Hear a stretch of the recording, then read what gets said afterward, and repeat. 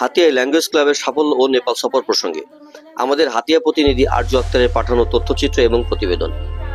হাতিয়ায় language ক্লাবের English অলিম্পিডিয়া 2024 ও নেপাল সফর 2025 সংক্রান্ত এক আলোচনা সভা গত শুক্রবার সন্ধ্যায় উপজেলা সদরের স্টার চাইনিজ রেস্টুরেন্টে অনুষ্ঠিত হয়।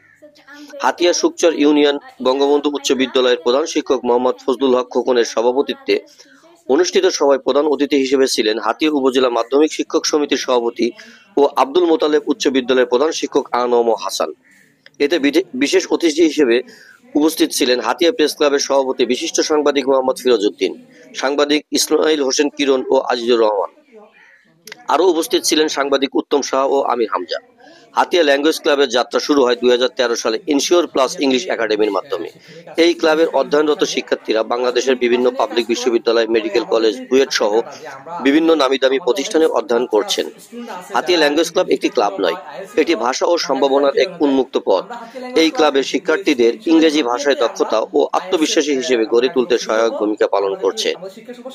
হাতিয়া ল্যাঙ্গুয়েজ ক্লাবের আয়োজনে অনুষ্ঠিত ইংলিশ অলিম্পিডিয়া 2024 প্রতিযোগিতায় হাতিয়ার বিভিন্ন শিক্ষা প্রতিষ্ঠানের প্রায় 1300 শিক্ষার্থী অংশগ্রহণ করেন। তাদের মধ্যে মেধাভিত্তিতে বঙ্গবন্ধু উচ্চ বিদ্যালয়ের শিক্ষার্থী আইতুর রহমান মিনহা এবং আব্দুল মোতালেব উচ্চ বিদ্যালয়ের শিক্ষার্থী আরোর ফায়াজ নেপাল শিক্ষা সফরের জন্য নির্বাচিত হয়। বর্তমানে শিক্ষার্থীরা নেপাল সফরে আছেন।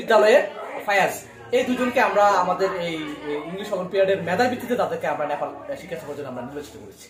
Fatima, a student of class 9 at Abdul Muttalib High School and also a member of Hatia Language Club.